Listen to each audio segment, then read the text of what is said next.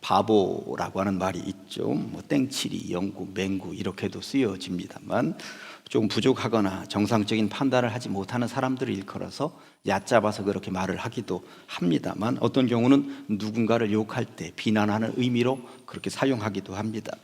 그런데 요즘은 이 바보라는 의미가 전혀 다른 의미로 쓰여질 때도 있는 것을 보게 됩니다.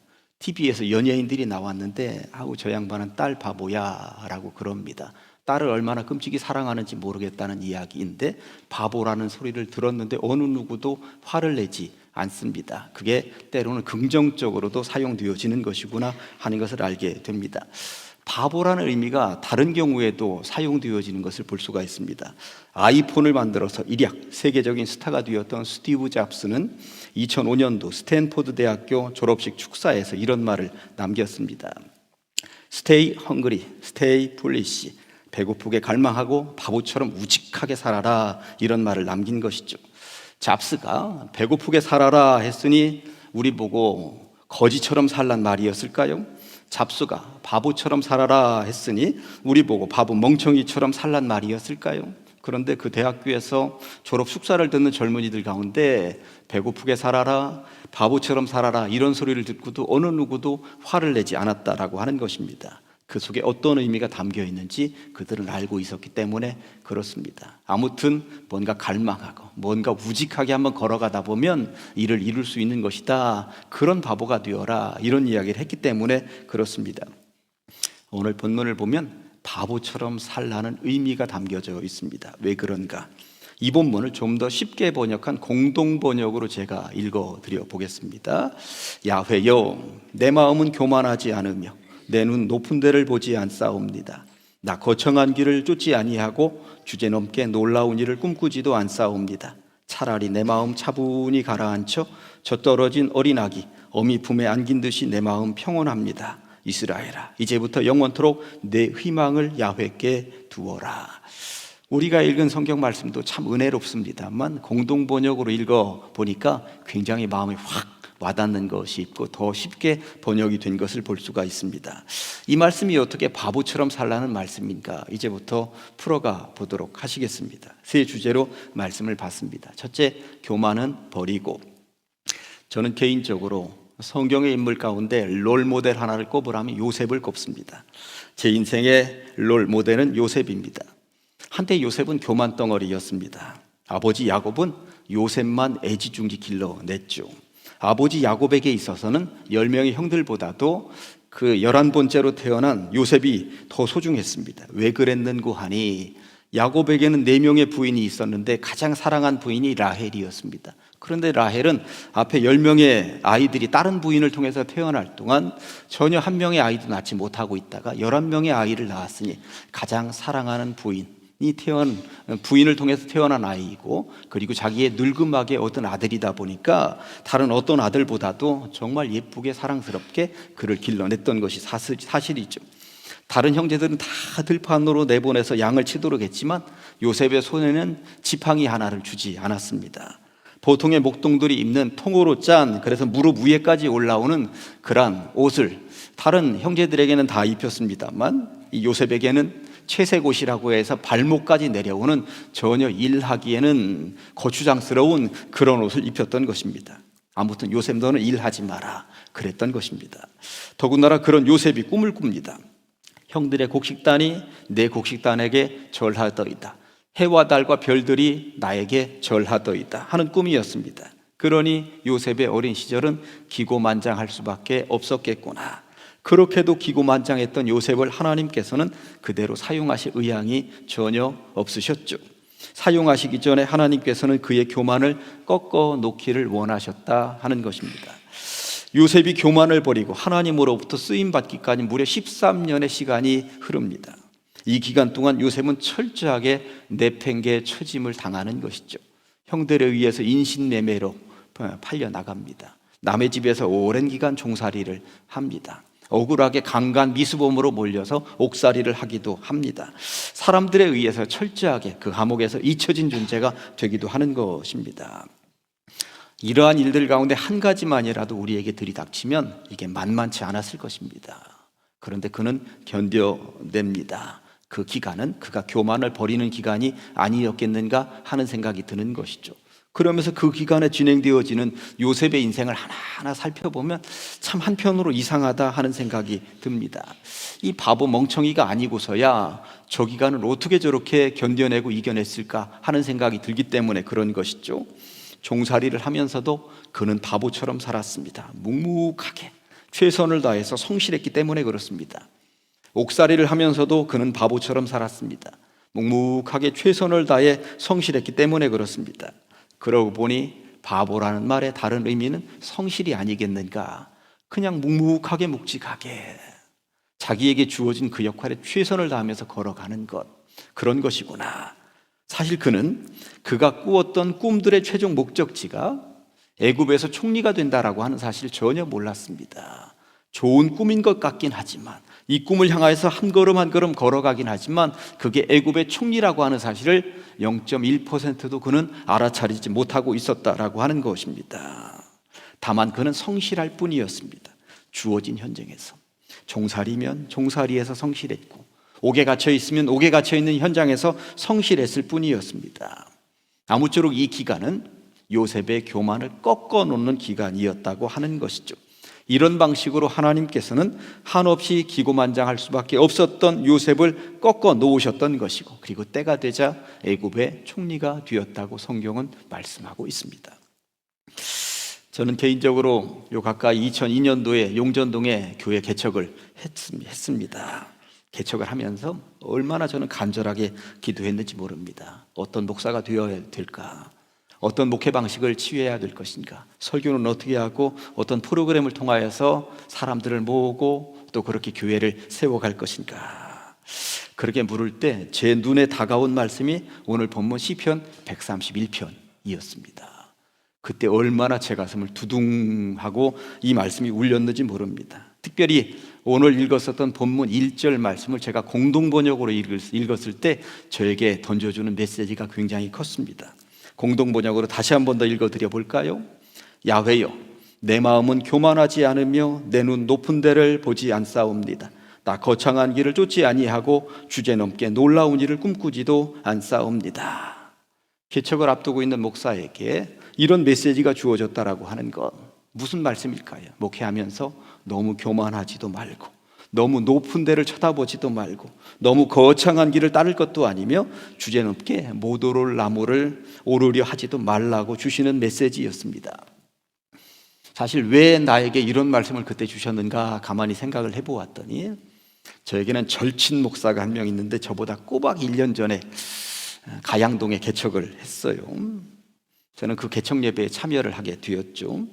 그리고 앞에 설교도 있고 뭐 축사도 있고 권면도 있고 뭐 순서들 하다가 거의 마지막 부분에 친구 목사가 나와서 앞으로 어떤 목회를 할 것인가 인사말을 하는 시간이 벌써 한 25년 전, 6년 전 이야기인데 아직도 뚜렷하게 제 머릿속에 남아있는 그 친구 목사의 인사말 메시지가 있습니다.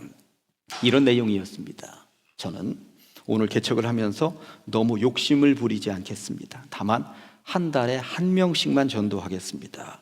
그랬더니 주변에 다들 술렁거렸습니다. 개척하는 목사의 꿈치고는 너무 소박하지 않습니까? 나도 속으로 에게 저게 뭐야, 한 달에 한 명씩만 전도한다니, 그래가지고 어느 세월에 부흥시키고 그러겠어. 그런데 그 친구는 뒤에 이런 말을 계속 이어갔습니다. 개척을 한 사람들 가운데 10년이 가도 20년이 가도 똑같은 사람들이 있습니다. 그러나 저는 차곡차곡 알차게 전도하며 부흥하겠습니다. 한 달에 한 명씩 전도를 하면 1년이면 12명, 10년이면 120명입니다. 그리고 20년이면 240명입니다. 꾸준히 그렇게 한 걸음씩 걸어가겠습니다. 사실 개척을 하면서 저는 1년에 100명으로 2년에 1000명으로 무조건 크게 부흥시키겠습니다 라는 말보다 제 친구의 소망은 겸손해 보이면서도 실천 가능한 영역이겠구나, 저는 그런 생각이 들었습니다. 그 친구는 너무 서두르지도 않고 너무 조급해하지도 않으면서 정말 그렇게 목회를 해나갔습니다.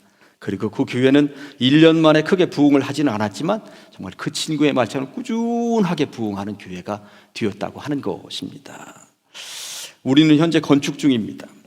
성도들의 마음속에는 가만히 보니까 건물에 대한 기대감도 있습니다만 부흥에 대한 기대도 있습니다. 그러다 보니 저 앞에 수천 명, 수만 명 이미 부흥에 있더라고요. 성도님들은 저에게 3천 명은 보편적이고 5천 명, 10,000명까지도 우리 교회가 부흥할 것이라고 저한테 이야기를 합니다. 그럴 때마다 저는 이거 다 내가 해야 하는 일인데 어떻게 부흥을 시키나 하는 부담감이 없지 않아 있는 것도 사실입니다. 중요한 것은 늘 겸손해야 된다라고 하는 사실입니다. 오늘 시편 131편을 통해서 주님은 우리에게 말씀하고 계십니다. 너무 교만하지 말라고, 너무 높은 데를 쳐다보지도 말라고, 너무 거창한 일을 따라갈 것도 아니며 주제넘게 못 오를 나무를 오르려 하지도 말라고. 수천 수만 명 좋은 일입니다만 중요한 것은 제가 가만히 기도를 해보니까 수천 명도 수만 명도 어디로부터 출발하는 거예요? 한 명으로부터 출발하는 것이구나. 한 명으로부터. 그러고 보니 우리 교인들이 너도 나도 한 명씩만 데리고 오면 그게 바로 1,000명인 거더라고요. 1,000명이 또 한 명씩만 데리고 오면 2,000명이 되는 거더라고요. 그렇게 한 명씩이구나. 그냥 일시에 될 수는 없을지 몰라도 한 명을 염두에 두고 그것이 모아지면 1,000명이 되고 2,000명이 되고 그럴 수 있는 것이구나 하는 생각이 들었습니다. 그렇게 한 영혼을 소중히 여기는 거기로부터 출발하는 것이구나. 좀 전에 요셉 이야기를 말씀을 드렸습니다만 단시간에 되는 경우는 없습니다. 이 사실을 요셉은 알고 있었던 것 같습니다. 요셉은 서두르지 않았고요, 조급해하지도 않았습니다. 다만 종살이하는 현장과 옥살이하는 현장에서 배웠던 것이 분명합니다. 다만 그는 종살이 현장이든 옥살이 현장이든 그 현장에서 최선을 다했다라고 하는 것입니다. 바보처럼 묵묵하게 성실히. 그랬더니 하나님의 때가 되매 애굽의 총리가 되어 나라도 살리고 민족도 살리는 그러한 구심점이 되었다고 말씀하고 있습니다. 창세기 11장을 읽어보면 되지도 못할 일을 꾸미는 사람들이 등장을 합니다. 탑을 쌓는 사람들이었습니다. 하늘까지 닿게 하자 우리의 이름을 한번 내보자. 그러나 우리는 잘 알고 있습니다. 그런 오만방자함의 결과물이 어떻게 됐는지. 다 무너지고 말았고 자기 이름들을 내자 했던 그 사람들의 이름 남긴 사람이 한 명도 없는 것이죠. 최근에 보니까 정치하겠다고 나서는 이들이 있습니다. 저 사람은 그런 그릇이 아닌데 하는 경우들이 있죠. 세상 정치뿐만이 아닙니다. 교단에서도 보면 총회장 하겠다고 나선 이들을 보면 저 양반은 자기 교회나 좀 잘 추스리지 왜 저렇게 밖으로 나서는가, 그런 경우들이 있습니다. 하나님께서 주신 분량만큼만 일하면 됩니다. 주시지도 않는 영역의 일을 감당하려 할 때 그것이 교만이 되고 오만방자한 것이 되는 것이며 감당치도 못할 놀라운 일들을 꾸미다가 무너져 내리는 경우들이 있다라고 하는 것이죠. 그래서 저는 기도합니다. 하나님, 저는 어느 정도의 그릇일까요? 하나님, 우리 교회는 어느 정도의 그릇일까요? 그 그릇만큼 하나님께서 채워주실 것은 분명하죠. 다만 입을 크게 열라고 말씀하셨으니 하나님께 어떤 기도를 할 것인가, 이것도 이 시점에 굉장히 중요하겠구나 하는 생각이 듭니다. 5월에는 교회에서도 선거가 있습니다. 이번에 우리는 잘 가려서 뽑아야 할 것입니다. 기준은 분명합니다. 너무 교만하지 않은 사람, 너무 높은 데를 바라보지 않는 사람, 너무 거창한 일을 꾸미지도 않는 사람이면 좋겠다 하는 것입니다. 다만 바보처럼 성실한 사람, 하나님께서 미리 지명하신 요셉 같은 사람이면 충분하다 하는 생각이 드는 것이죠. 그리 될 줄로 믿습니다. 두 번째, 평안을 장착하라.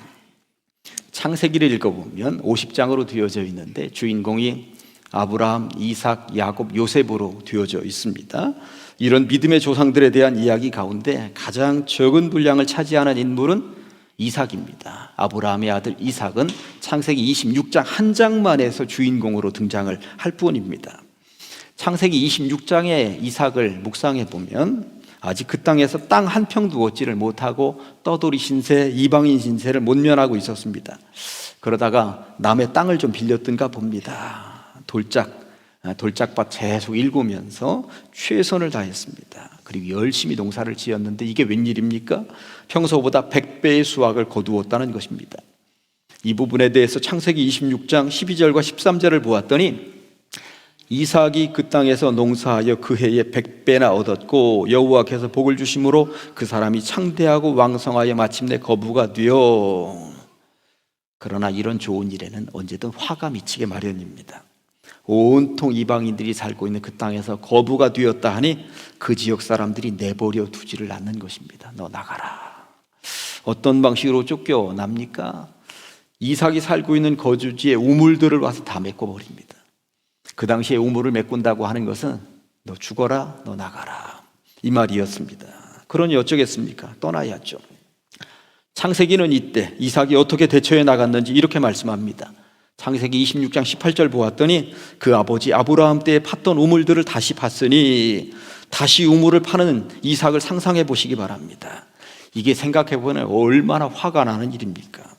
척박한 땅 돌 다 골라내고 평탄 작업하고 물 끌어들여서 허리가 부러져라 농사를 지어서 100배를 거두었는데 쫓겨납니다. 기가 막혀서 말도 안 나오를 상황에서 다시 우물을 파고 있는 이삭을 상상해 보시기 바랍니다. 그런데 이게 한 번의 일로 끝나지 않습니다. 계속 쫓아와서 그 파놓은 우물 또 메꿔버립니다. 그러면 또 쫓겨나고, 다시 우물 파놓으면 또 와서 우물 메꿔버립니다. 그러면 또 쫓겨나고, 결국 밀리고 밀려서 골짜기로 밀려났다고 말씀하고 있습니다. 그들은 계속 괴롭히고 이삭은 계속 쫓겨나고, 그런데 이삭의 이름이 웃음이라고 하는 뜻이죠. 그는 씩 한번 웃어주고 그냥 쫓겨납니다. 또 우물 파고, 또 씩 한번 웃어주고 쫓겨납니다. 그리고 다시 우물 파고, 그들에게 뭐라 한마디 못하고 계속 쫓겨나는 삶이었습니다만, 이삭은 그렇게 자기 이름처럼 씩 한번 웃어주고 쫓겨나고 파고, 쫓겨나고 파고, 난 참 바보처럼 살았군요 라고 하는 세상의 유행가 가사가 있습니다만, 이삭은 정말 이 노래의 주인공처럼 바보처럼 산 인생이었습니다. 그런데 여기서 중요한 것은 이삭이 이 시련과 난관을 다 이겨낸다는 것입니다. 모르긴 몰라도 이삭은 오늘 본문 2절 말씀을 알고 있었던 것이 분명합니다. 공동 번역으로 읽어드려보면, 차라리 내 마음 차분히 가라앉혀. 왜 차분히 가라앉혀야 될까요? 화가 나거든, 불일 듯이 일어나거든, 돌멩이라도 한번 그들에게 던져야 될 것 같고, 어떻게든 용병이라도 대대다가 다 싹쓸이 하고 싶지만, 차라리 내 마음 차분히 가라앉혀. 저 떨어진 어린아기 어미 품에 안긴 듯이 내 마음 평온합니다. 이게 그 당시 이삭의 마음이었겠구나. 어떻게 이럴 수 있었을까? 화가 나서 견딜 수 없고 분이 풀리지 않아서 밥도 안 넘어가고 잠도 안 오는 상황인데, 주님이 그 마음을 차분히 가라앉혀 주시기만 하면 이게 가능하게 되더라. 이삭은 그러한 마음, 어미 품에 안긴 어린아이 같은 마음을 이 가슴에 장착했던 것이 분명합니다. 세상 사람들의 시각으로 볼 때 이삭의 인생은 바보 같은 인생이었고 실패한 인생이었습니다. 늘 쫓겨났으니 바보처럼 살았죠. 그런데 그의 결론이 어찌 되는지 아십니까? 처음에는 이삭을 쫓아냈던 아비멜렉이라고 하는 그 지역의 지도자가 어느 날 찾아옵니다. 그리고 이삭 앞에 넙죽 엎드리죠. 그리고 하는 이야기가 창세기 26장 28절에 그들이 이르되 여호와께서 너와 함께 계심을 보았으므로 우리의 사이 곧 우리와 너 사이에 맹세하여 너와 계약을 맺으리라 말하였노라. 너 살아가는 모습 보니까 맨날 패배한 인생 같고 바보 멍청이 같은 인생이라고 생각하면서 우리는 조롱하고 손가락질하고 놀렸는데, 가만히 보니까 네 인생이 정말 잘 사는 인생이구나. 네 뒷배경에 누가 있구나. 그러고 보니 네가 믿는 하나님, 그분이 너를 돌봐주고 계시구나. 우리가 이것 보았다. 그러니 우리 용서해주고 함께 친하게 잘 지내보자. 네가 받는 그 복 나 언저리에서 덤으로 좀 한번 받아보자. 묻어가 복이라도 하자. 그런 이야기였던 것입니다. 쫓겨날 때만 해도 이게 상상도 할 수 없는 일이었습니다. 그러나 하나님의 약속을 믿고 바보처럼 묵묵하게 살아낸, 그리고 마음에 이 평안을 장착하면서 살아낸 그 이삭이 결국 이겼구나 하는 것을 깨닫게 되는 것입니다. 그 앞에 넙죽 엎드리면서 하나님의 살아계심을 그의 입으로 지금 고백하고 있는 것 아닙니까? 결국 평안을 장착한 사람이 이기는 것이구나. 이게 진리이구나. 사랑하는 우리 가장제일교회 성도 여러분, 여러분이 어떤 경우에도 어미 품에 안긴 어린아이처럼, 주님 품에 안긴 성도처럼 평화의 마음, 평정심을 유지하면서 살아가시기를 간절히 축원합니다.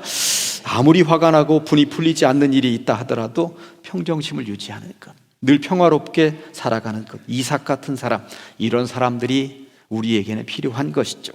그런 사람들이 이번에 뽑혀서 가장 제일교회 아주 소중한 일꾼들이 될 줄로 믿습니다. 마지막 하나만 더 간단하게 말씀드립니다. 지금부터 영원까지. 3절 보시면 이스라엘아 지금부터 영원까지 여호와를 바랄지어다. 이 말씀을 공동번역으로 읽어 드려 보았더니 이스라엘아 이제부터 영원토록 내 희망을 어디에? 야훼께 두어라. 너무 교만하지도 너무 거창한 일을 꾸미지도 않겠다고, 어떤 경우에도 평정심을 유지하면서 어미 품에 안긴 젖먹이처럼 살겠다는 고백을 하면서 모든 희망을 하나님께만 두고 살겠노라는 이 고백이 잠시 잠깐만 머물러 있는 것이 아니라 그 마음이 지금부터 언제까지? 영원까지 이어졌으면 좋겠다고 하는 것입니다. 교만 잠깐만 버리고 마는 게 아니라, 평화 잠깐만 여기 장착하고 마는 게 아니라 지금 그 마음을 품었으면 영원까지, 주님 부르시는 그날까지 그 마음이 유지되어야 한다라고 하는 것입니다. 고린도후서 6장 2절 말씀 보니까 보라 지금은 은혜 받을 만한 때요 보라 지금은 구원의 날이로다, 이런 말씀이 있습니다. 지금 받아야죠. 지금 결단해야죠. 지금 교만 버려야 되는 것이며 지금 마음에 평안을 장착해야 되는 것입니다. 그런데 중요한 것은 잠시 잠깐은 누구나 다 그리할 수 있다는 것입니다. 중요한 것은 그 마음이 영원토록 이어져야 한다는 것입니다. 말씀 정리합니다. 버려야 할 것이 있다고 말씀합니다. 무엇일까요? 교만입니다. 어떤 경우에도 마음에 장착해야 하는 것도 있다고 말씀합니다. 주님 주시는 평안입니다. 이러한 마음이 어느 한때에만 필요한 것은 아닙니다. 지금부터 영원까지 품어야 하는 마음이라고 말씀하고 있는 것입니다. 그렇게들 살아가시기를 주님의 이름으로 간절히 축원합니다. 기도하십니다. 하나님 아버지 감사합니다. 거룩한 주일 우리를 불러 주시옵시고 어미 품에 안긴 어린아이처럼 주님 품에 안긴 성도처럼 평화를 장착하며 교만은 내다버릴 수 있는 이제부터 영원까지 그리 살기를 결단하는 주의 백성들 되게 하여 주시옵소서. 예수님의 이름으로 기도합니다. 아멘.